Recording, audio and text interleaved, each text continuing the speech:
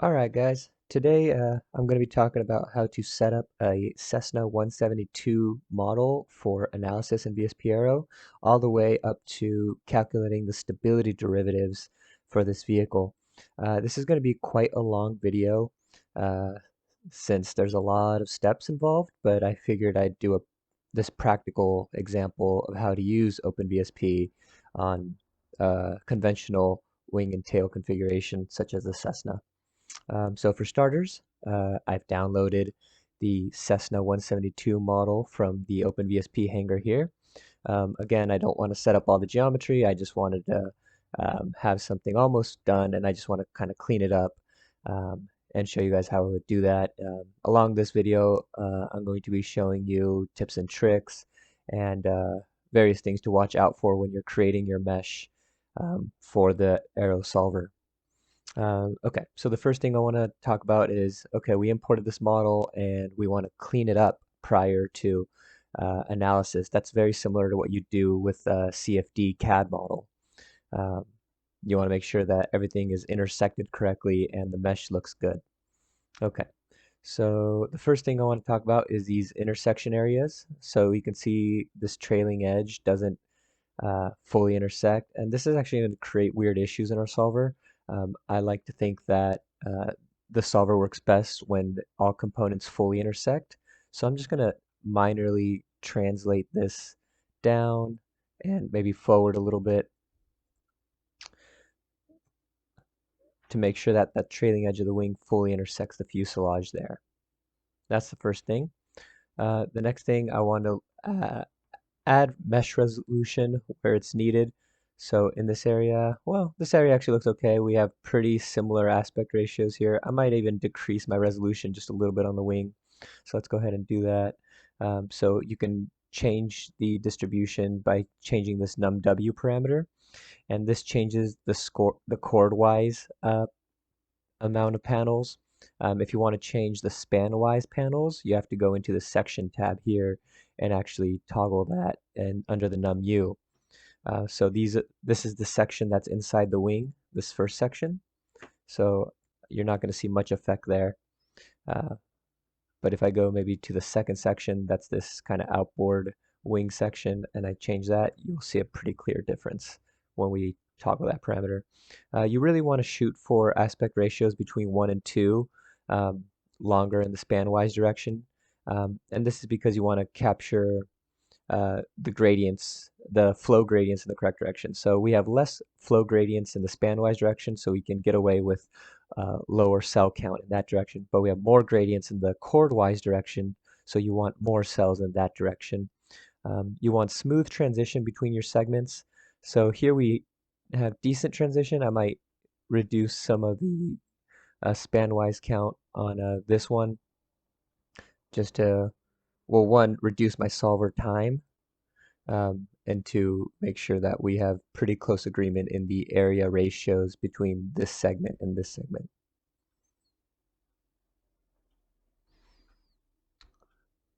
Great.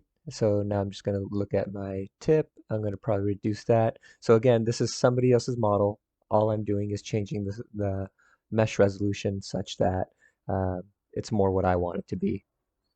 So great. I decently like that. This might be a little bit over-resolved, especially for the Vortex lattice solver, but for the panel method, this would be pretty good. Okay, let's go check on the vertical stabilizer. How does this look? So we have pretty wide cells here, and I might even shift this cell down, or I might even shift the vertical stabilizer down a little bit to make sure it fully intersects, just like that. Very minor tweaks, so it shouldn't affect the overall flow solution too much. Um, Do I like 33? Maybe I'll do 40, see what that looks like. Yeah, that looks a little bit better, but I'll decrease my uh, span-wise cell counts. And I kind of do this kind of by feel. Uh, I don't have a good method. I just kind of look at the general cells and I have enough experience to say, okay, this looks about right. Um, I wish I had a more definitive solution in terms of how many to do in each direction, but if you read the OpenVSP Google forums, there might be something there. But this looks about right to me.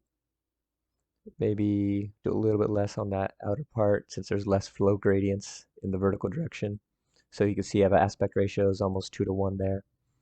Now I want to go to the fuselage. So the fuselage mesh, a little bit over resolved for my tastes. So let's see. This first cross section is here, so this num_u parameter is going to affect the amount of cells in the x direction upwards, upstream of that section. So we have 6 there. I might reduce that. Again, I'm trying to strike a good balance between resolution of my geometry and solver iteration time. 3 is okay there. 7, that might be a little over resolved for this region.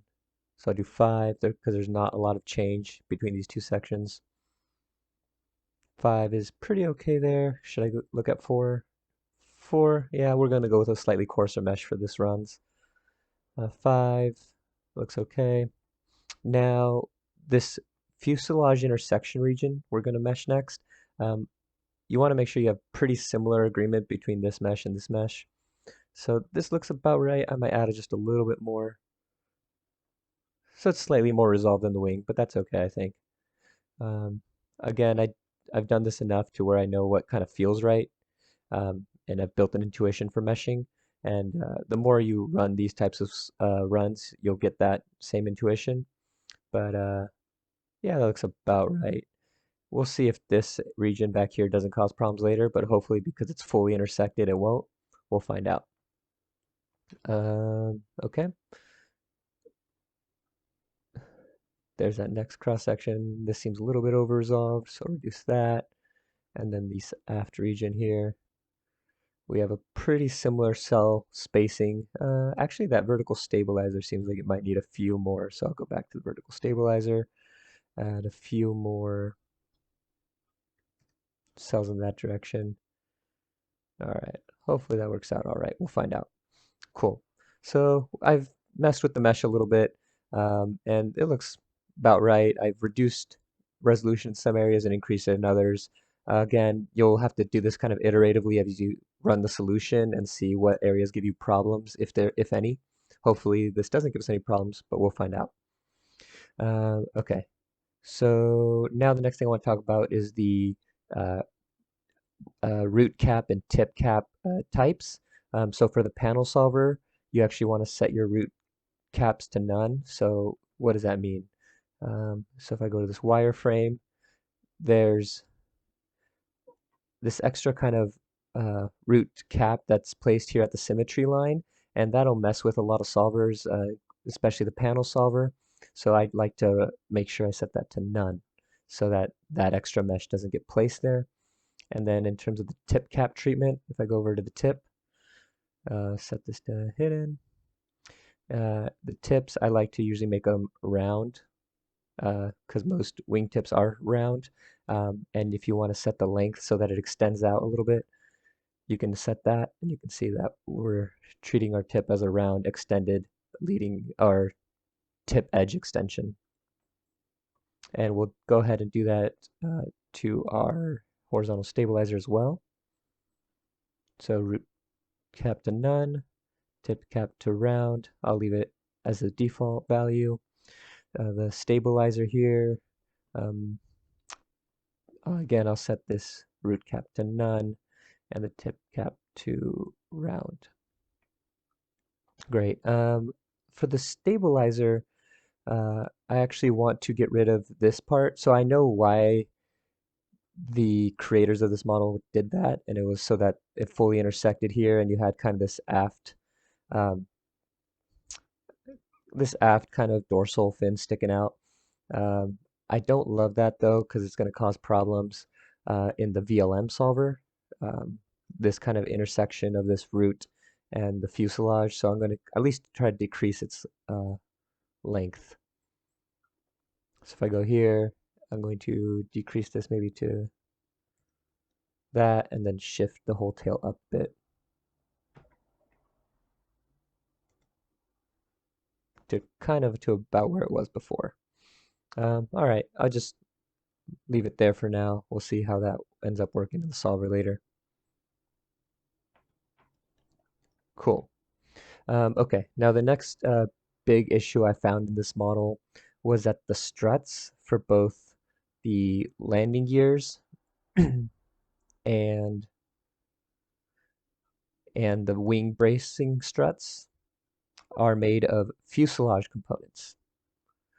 So let me actually just show only, show only, show only, whoops.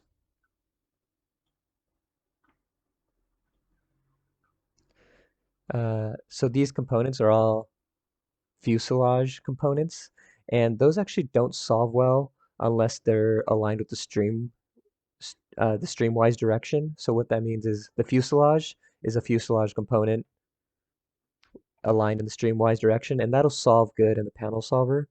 But these struts obviously aren't streamwise aligned. They've been rotated 90 degrees or about the z-axis. So they're like this would be the streamwise direction, and they're rotated 90 degrees, and so they actually won't solve well. So what you need to do is replace these with wing components. So what does that look like? Let's say I want to do a wing component. We're going to do the nose strut. So we'll call this kind of nose strut wing. And we'll make it the same length as the nose strut, 1/2 meter. So there's that. We'll change the chord to something very small, make it more similar. We'll align it. So this component you can actually rotate, what is it, 90 degrees around the X, and it'll solve okay. It doesn't need symmetry. We'll just move it with these little sliders forward and down, and then just kind of try to get the shaping right. First thing I like to do is change the airfoil. We'll change the airfoil to an ellipse, and we'll copy that, paste it at the tip. So now we have an ellipse cross section. We can change the taper to be 1 so that there is no taper. We'll change the sweep to be 0, and we'll just increase the span a bit more till it roughly matches our nose strut and it intersects both the nose wheel fairing and the fuselage fairing. So we're going to shift it down maybe just a little bit. My mouse is a little sensitive, so I'm going to change the range of these sliders with these little arrows. So now you can see it's a much smaller delta every time I slide. Change this a little bit more. And you kind of just iterate this until it works out for you. And then the rotation, I'll rotate it a bit. So since we've rotated 90 degrees about the X, now we have to rotate about the Z.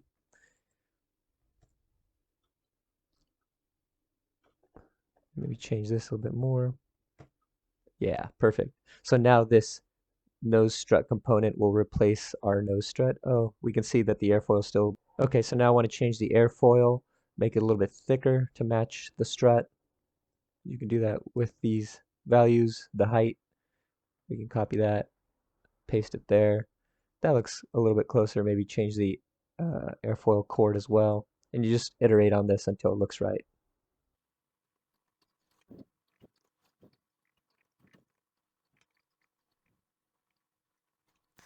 Great, I'm decently happy with this. I'm not going to try to get perfection here, but you can see what I could do that.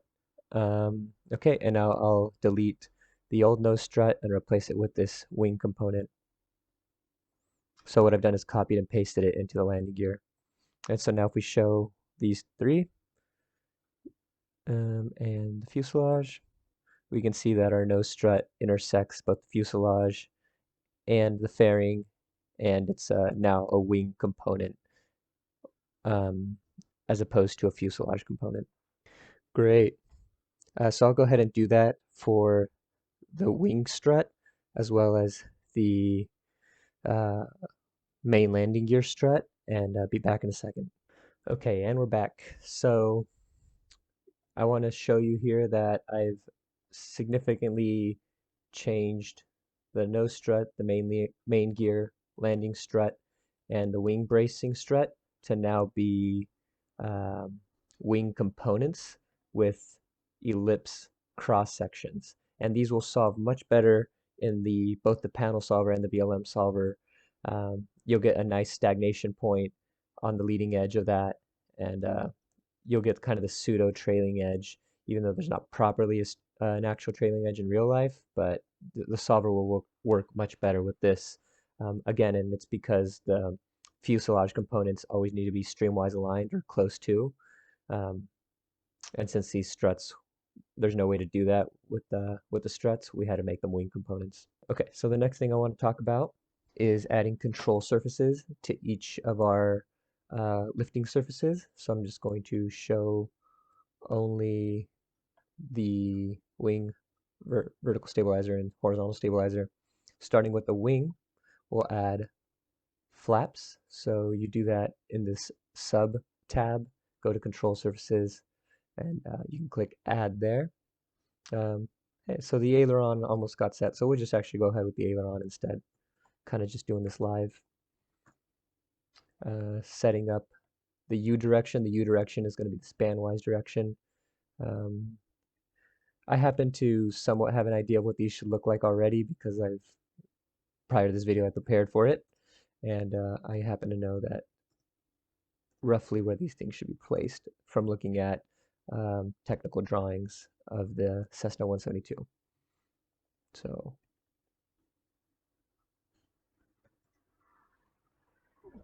the chord fraction should be about 0.2.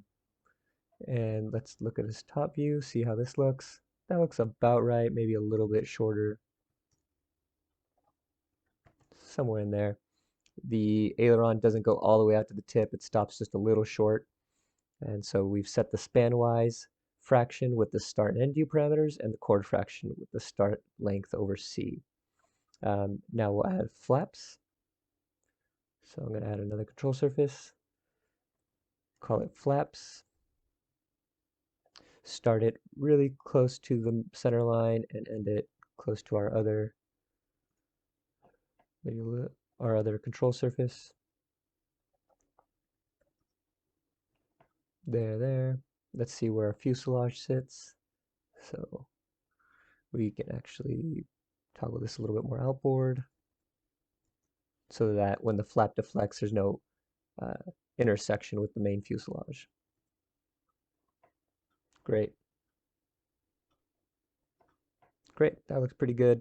And again, I'm not going for exact accuracy with this model, just kind of want to show you guys these steps that I would take to model it. This obviously takes a lot more time to refine it to a degree that it's accurate to the real life model. On this horizontal stabilizer, the Cessna 172 actually has kind of an outboard horn. So it has a larger chord fraction outboard.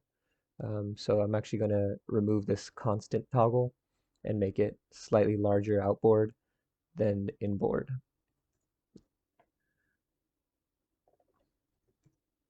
So you see that I have more chord fraction taken up outboard than inboard. And I'm mostly happy with this, although I know that the span fraction goes slightly more inboard, almost to the fuselage for this control surface. So this is about approximately correct. And then now we'll go on to the rudder. Oh, let me rename it. Always remember to name things. It's a good practice. It'll make your life much easier down the line. Okay, we'll do a rudder. I happen to know that has about a 40% chord fraction and it spans almost the entire length of the lifting surface. So if I just show that only. So the funny thing about these control surfaces is that the span fraction, the actual segments end at about 80%, and the last 20% is reserved for the tip, that tip treatment that we were talking about earlier. So if you only go to 80%, or I guess 85% roughly, you'll get to the last segment. But then if you go all the way to 1, you'll include the tip treatment in the control surface. I don't want the tip treatment in the control surface. I just want it to end at the wing. And then for the bottom, there's a similar story. Um, so it's about 15%, and then the rest is tip treatment. Okay. And I actually want to change the constant because it's constant because the root chord is so large. We have a lot of rudder in this lower segment, and I don't like that. So I'm going to change the bottom segment to be about 20% and the outer segment to be about 40, so it's more constant looking like that. Um, Again, this isn't great. I wish there was a way to make this perfectly straight all the way down the line, but there isn't that I know of. So I'm just gonna go with this for now. All right. So we'll select all and show, and there we have it. We've added control surfaces. We've uh, adjusted our mesh resolution. We've cleaned up any fuselage components that weren't quite right for solving. And I think I'm pretty happy with this model. I think the next thing I want to talk about is the VSPAERO solver itself. Okay, so here we are at the VSPAERO solver window. The main window you'll come up to is this overview tab. Here you can select if you want to do a vortex lattice run or a panel method. I find that the vortex lattice is more stable and the panel method can diverge quite often. And I don't find that I get that much more accuracy out of a panel method solve. But if you really want to, you can try to set it up. I think this model is good enough with the way we've set it up to do either one. But in this video, I'm only going to be showing a vortex lattice run. Okay, so the first thing you want to do is set up your reference area and lengths. You set that in this area. You can select the wing you want to take it from. Obviously, we want our main wing to set our SREF, BREF, and CREF. The CG location, you can set it up here if you want to visualize it. Add a blank component to your model and set it to the same location, and you'll be able to visualize where exactly that CG location is. Great. So we're just going to do a 0 AOA condition, 0 beta, our Mach. So I'm setting the flight condition from a reference paper I have. So here's the stability parameters I'm going to be comparing against later on. But I happen to know that the flight condition these were taken at is here. So I'm going to set all these units in our VSPAERO solver, and I'm going to do everything in SI units to make it easy for me. My whole model is in meters, so I'm going to stick with that. So I know that the Mach number is this, my free stream velocity is that, my rho is about 1 kilogram per meter cubed. So I'm going to set all those values in this solver panel here. The reference or the Reynolds number effect is really taking into account for the skin friction model uh, that they have built in. The Mach number does compressibility effects. I will say though that they don't have a boundary layer model per se, so they won't capture laminar turbulent transition in either vortex lattice model or the panel method. But that's okay, I think. It's especially at higher Reynolds numbers, those effects tend to be a little bit smaller, and at moderate AOAs, you don't have much boundary layer separation at all. So I'm okay with that for this analysis. Again, this is a conceptual aircraft analysis tool. If you want more higher fidelity, such as vortex interactions where the various components intersect, you're going to really want to move to CFD. This solver here won't capture those kind of second order effects. Okay, so now we're in the advanced tab. If you're doing a panel method solve, I would suggest using the alternate file format, but for vortex lattice, leaving this off is fine. Number CPU, depending on how many cores you have, you can do a parallel solution. XZ symmetry will mirror your model, so I'm not doing that for this model.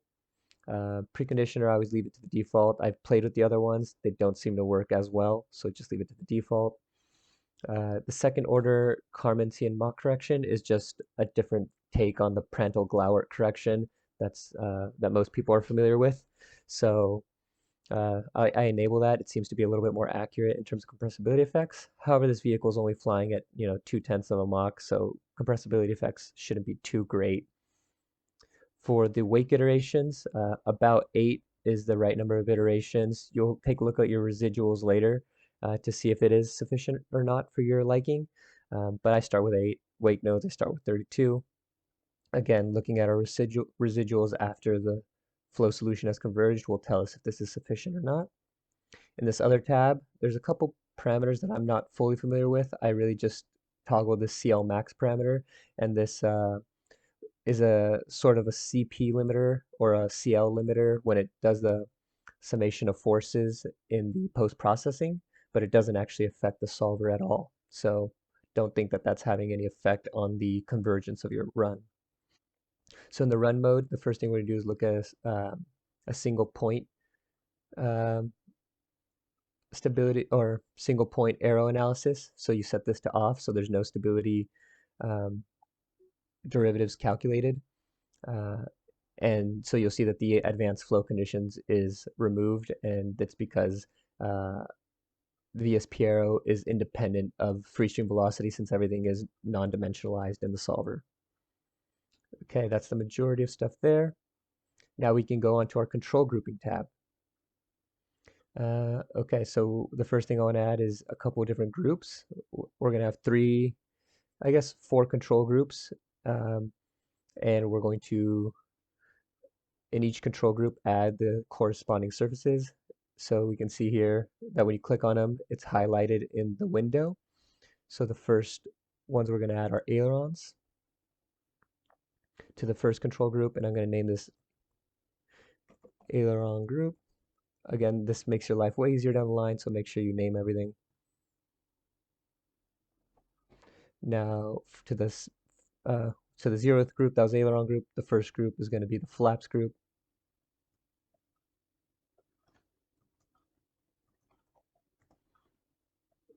The next group will be the elevator group. And this last unnamed group will be the rudder. Great. So now the next question is which way are these control surfaces deflecting? So a positive 1 value means they'll deflect in the orientation that these arrows are pointing. So when you added the control surface, this rotation arrow was generated. So in this case, our right components will deflect trailing edge down when they're positive, which is what we want for our ailerons group. Well, the rightmost one. The leftmost one is going to deflect upward, as we can see. So again, we'll leave this to 1 because we don't want to switch the sign of that rotation. However, we do want to switch the sign of the leftmost flap to be trailing edge down when it's deflected. So we actually have to make sure that that flap is set to a negative value to reverse the direction of the deflection. And similarly for the elevators, let's take a look at these. This elevator deflect, or the rightmost elevator rather, deflects trailing edge down when it's positive. When it's positive, the leftmost elevator deflects trailing edge up, which we want to invert, so we'll set this to a -1. And then the rudder, different conventions use different directions. I want to set it so that it creates a left yaw when it's positive. So if I look at this vector here, or this rotation, it's going to deflect right and create a right yaw, and I actually want it to flip orientation, so I'm going to set that to negative so that it create a left yaw. Okay, so I'm pretty happy with that. Oh, I'm just noticing this plane over here. This plane over here is the slicer tool that they have in VSPAERO. You can activate it or deactivate it, and this will allow you to visualize the volume flow field on the slice after the solver. So I'll leave that enabled so you guys can see that. And I previously set it to this 2-meter position. So I'll leave that and we'll look at that in the solution later. Okay, so the next thing I want to talk about is the propeller. I actually forgot to add it earlier, so I'm going to go ahead and add it now. So I happen to know that for this vehicle, the propeller has about a 2-meter diameter and it's got 2 blades. And I'm not going to worry too much about the airfoil distribution and core distribution on this airfoil because I'm going to model it as an actuator disc anyway. So I've set it there to my nose roughly, or actually a little bit further back. Great. Not too worried about accuracy again, but this will be good for now. I'm going to show it as a disk. So we'll be modeling as an actuator disk, which is basically just a pressure discontinuity in the flow field with some swirl to it in the VSPAERO solver. So now we can see that in the VSPAERO tab, I have this new toggle, the actuator disk. So under the disk tab, you can set the parameters of the flight condition in terms of RPM, non-dimensional CT, and CP. I won't explain what those are here, but I happen to know that roughly at 2300 RPM with maybe a 0.1 CT and a 0.05 CP are approximate good values to use for this vehicle. So again, I'm going to save this work, and I think we're mostly set to run here.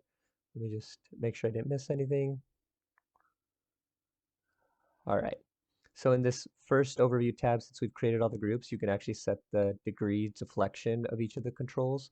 I'm going to, uh, maybe I'll set the flaps to 10, just so we can see what that looks like, but I'll leave everything else to 0. And we're gonna do a single point run, so we're setting the stability type to off, as I said earlier.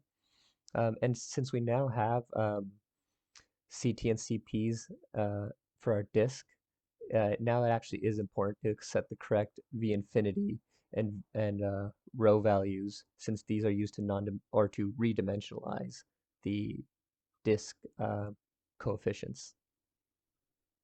Okay, so I'm going to go ahead and run that and see how that goes. So the solver is setting up the mesh, and we can see we're starting our 1 out of 8 wake iterations. We see our residuals here. We see the max residual in this column to the right. Now when this max residual hits a value lower than this value, it'll converge. And we can see that the first wake iteration took 8 iterations, but then as the flow starts converging, each wake iteration should take less GemRes iterations. So I think this is progressing nicely. All my iterations seem to be dropping. My GemRes are, less than 10 iterations per wake. Seems pretty good.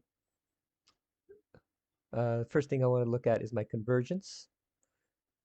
So we can see that my CD0 decreased down to an E -5 value.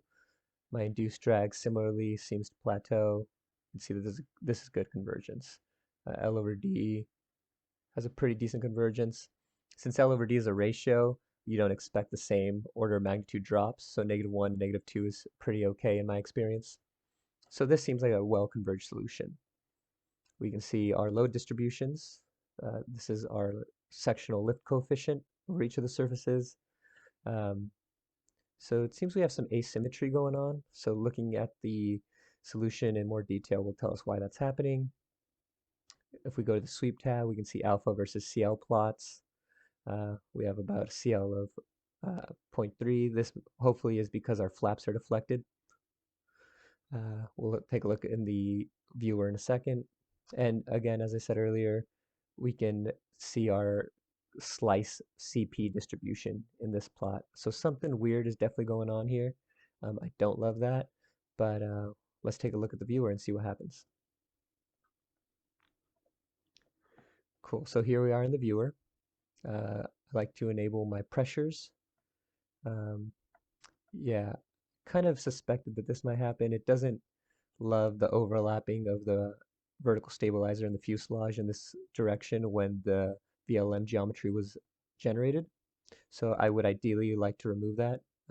That's a bit of a process, so I'm not going to do it in this video. But you do have a nice stagnation point here. Let's see if we can draw our control surfaces deflected. Yep, our flaps deflected correctly. So we are getting an increase in lift in each one of those flaps. So that's good. Let's look at our trailing wakes. So we can see wakes generating off of our lifting surfaces. If we go to a front view, we can actually see that the propeller, the actuator disc, has created this swirl in the flow field, and that explains the asymmetry we saw in the lift distribution.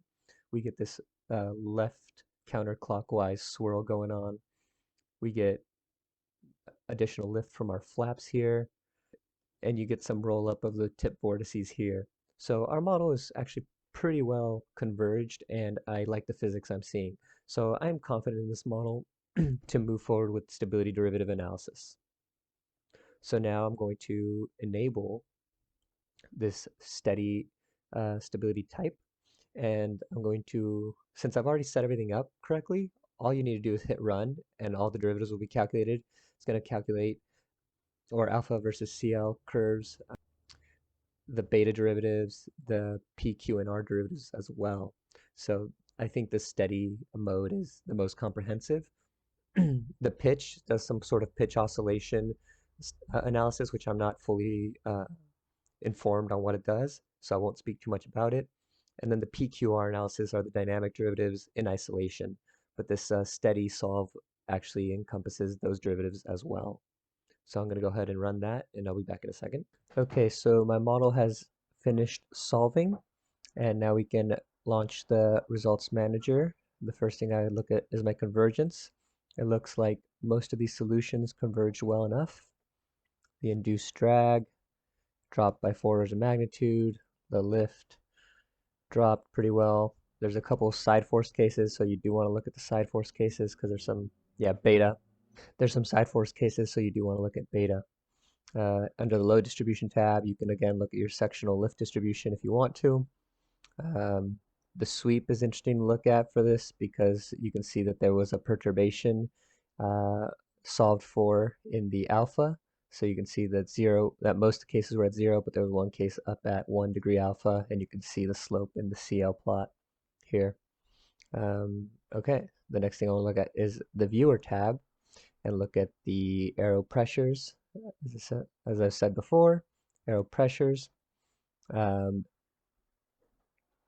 okay, so we can look at our aero pressures here, and we can see that our vehicle is pretty well resolved. There's just some weirdness going on with the vertical stabilizer. As I've said before, I would ideally like to remove this section of the rudder so it doesn't intersect the fuselage component there.